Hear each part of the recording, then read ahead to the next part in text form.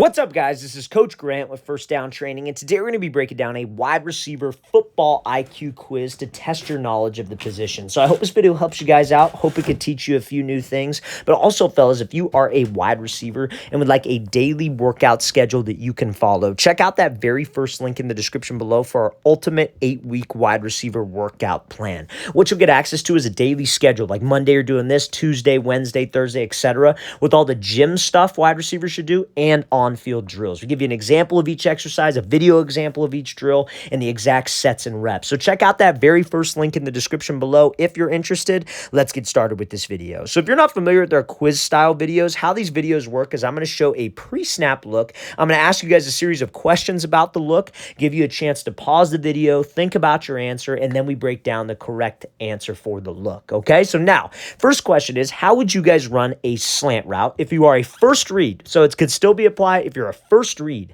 So that means that the quarterback is looking to you first, all right? So that means you're getting the ball early on in the play. How would you run a slant route versus this type of coverage if you are a first read slant? So you guys go ahead and pause the video. It's a 3-step slant too, by the way. You guys go ahead and pause the video and think about your answer. So pause the video. All right, let's break this thing down. So, number one, when we come up to the line, we got to have a plan as a wide receiver. It does not mean our plan is set in stone. Sometimes DBs can change up coverage looks. Sometimes they can disguise certain coverages that they are trying to do. But we got to have a plan. We got to have a plan of action. So this DB's lined up inside shade a little bit, and he's probably about maybe 2 yards away, right? So 2 yards away, we're a first read slant, and we're getting the ball, right? So if he's inside shade and you have to run a slant, it's kind of a problem, right? His goal is to prevent the inside route and to stop the slant. That's why he's also playing this like catch type technique 2 yards away to give himself some cushion. So if we have to run that slant, we're going to be running right into his leverage if I don't know what to do. So first things first, we got to make sure that we bring that line of scrimmage to him. Anytime that there is space between me and the DB, I need to close that space. So what we would want to do is we would want to close the space, aka step on his toes quickly. Then we would want to do something called the diamond release, which is 3 hard steps to his outside shoulder. Now, some of you might be wondering, well, why wouldn't I just go to his outside shoulder right away? I'm a first read. I'm going to be getting the ball. And I'm going to talk about why in a second. But let me play at full speed. So he comes off, close the space, 1, 2, 3, gets the DB to flip, and you see how quick that ball is on him. That is why we need to be fast with my releases and come up with that plan quickly so I can play fast, right? So let's talk about it. So he comes off the ball, and he closes space with him. He does this little like kind of hesitation release, bringing that line of scrimmage to him. So when he attacks that outside shoulder, one, it looks more like a fade route. It doesn't look like him just taking off and running. Because Amari Cooper, whenever he has to run a fade and he's got this type of look, what does he do? Closes the space and gives a move inside. So not only does it look similar, but it makes it easier to run right at his outside shoulder and right at his outside hip to actually sell that fade, to close the space between the two of them.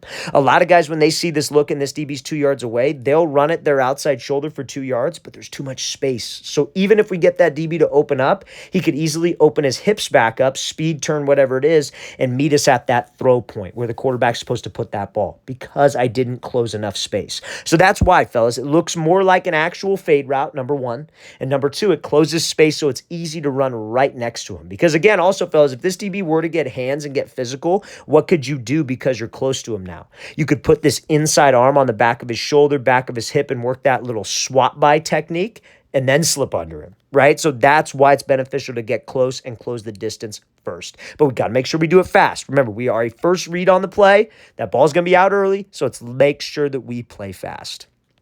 Okay, so now, versus this look, this is more of like kind of a leverage question, I would say. But how would you guys run a 3-step slant versus head-up press coverage? So he's head-up press. Last example was inside. This one, he is head-up. That means he's lined up right in front of me. How would you guys run a 3-step slant versus head-up press? So you guys go ahead and pause the video and think about your answers. So pause the video.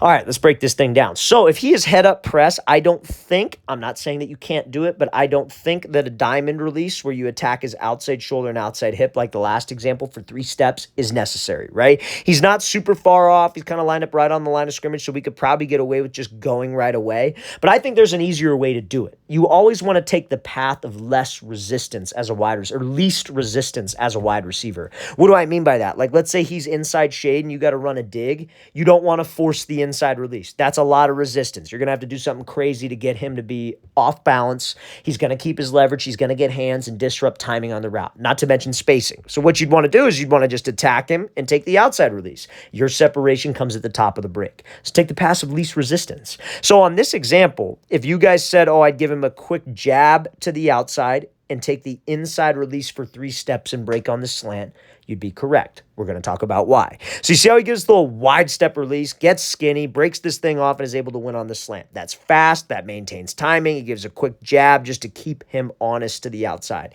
This is exactly how I would teach a slant versus head-up press. Because if he's in head-up press and you do this little, so like, this first move is called a wide step, where you do a little kick step with your back foot. All that serves to do is just kind of load up his hips and put him in an explosive spot. And then what you do is you throw to the outside to make this DB think you're just doing a quick speed release to the outside. You sell it with your hips, sell it with your shoulders. That widens the DB a little bit, maybe keeps him honest. So now I could take that inside release, but also I could get skinny on it. That means hip and shoulder right past this DB's shoulder and his hip. So when we push back up vertical, you see how his hips are vertical. We get that DB to maybe open up a little bit, and then we break this thing right off. So that's textbook. I think that's exactly how you should do it against head-up press. Diamond release is tough, fellas. It's not the easiest release to do in the world, so this is a much, much easier release to do. So let's play this thing full speed one more time. I hope that makes sense, guys. And then same thing if he's outside shade. You would attack that leverage and get skinny for 3 rather than just take off and run, because that's what he wants you to do, and he could get hands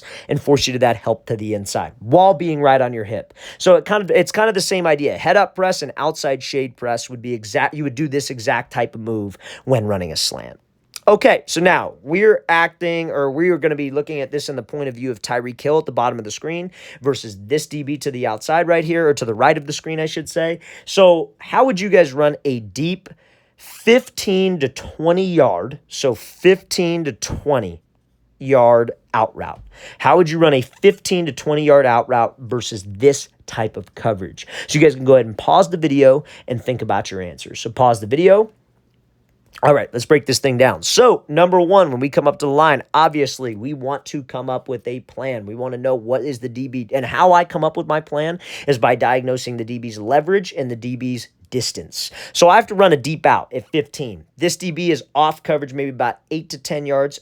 Outside shade, and his eyes are to the inside. So what type of coverage does this tell me? Is it off man or is it zone? It's probably zone, right? So if it's zone and he's looking to the inside, we know he's outside shade because you see how he's lined up on the numbers. Tyreek Hill has his split cut down a little bit from the numbers. So we know he's outside shade. Now that's kind of a problem, right? Because I got to go run a deep out route and he's going to be sitting at 10. And since he's in zone, this is probably cover 3 or cover 4. We know he's taught not to get beat deep. Protect the 3rd or 4th of the field that he is in charge of. Tyreek Hill gets this coverage on a regular basis because of how damn fast he is, right? So what do you think we should do? Should we just try to run to his blind spot and break it off? No, because the second you start to run to the outside, that DB is going to protect his outside leverage. He's taught don't get beat outside and don't get beat deep to the outside. So as soon as you start to run outside, he's going to keep that leverage. So he's going to widen, and then you're going to break, and you're not going to have as much space to the sideline as you once had, and that DB is going to be right on your hip. That is a pick 6, like central for that DB to be able to do that. So what we would do, and if you guys said this, you'd be correct, you'd want to attack his inside shoulder and inside hip for those 15 yards. You got to sell vertical, and Tyreek Hill obviously has an easier time doing that than 99, probably every receiver in the NFL. So let's watch this full speed, because that's what you should do. So he goes right at that inside shoulder, because now he gets that DB to flip, think fade, and he's got plenty of space for the quarterback. You see, even when he makes this break, guys, like even when he runs this route, and he's still kind of staying like with his normal split, he gets a little bit more towards the numbers. That's not a ton of space for the quarterback, right? So if you just try to run around the DB to the outside and cut, that's really not enough space. So he does a great job of pushing vertical. You see when that DB starts to make that commitment with his hips, when Tyreek Hill gets past 15 yards, because he's running like a 20-yard out route. Like that's insane. Like you used to see like Julio Jones do that a lot. And DBs are taught to truly try to stay patient and stay in phase. Don't commit your hips deep to the fade past a certain yard line, right? So if you run that 20-yard deep out, and that's like kind of the beauty of Dolphins offense. It's so unpredictable. And Tyreek Hill is always a guy who's going pushing downfield, that if you get to a certain point, but Tyreek Hill can change direction like that, and he knows how to run the route at the inside shoulder, at the inside hip, that gets you a ton of separation. So what you might ask me, well, what if I have to run my out route at 10 to 12 and that DB's sitting there and I don't have the benefit of being 20 yards downfield to sell my fade route? You got to go hard. You got to make sure that you're running full stride, full speed, good body language to get that DB out of phase and get him to open up his hips to the vertical. You have to be a salesman. And a lot of guys have a lot of info out there about, oh, hey, wide receivers shouldn't run full speed. Wide receivers need to be controlled with their pace. They need to have tempo. Well, when you're in this situation, guys, that DB, if you're trying to mess around with tempo and pace and all that stuff when you don't need to, that DB is going to sit right there, and you're going to run right into him and be locked up. This is one of those situations. Look at how hard Tyreek Hill runs on this. You have to sell your routes. You have to get that DB to open up, because that is the only way for me to get separation on that deep out route versus outside shade zone coverage.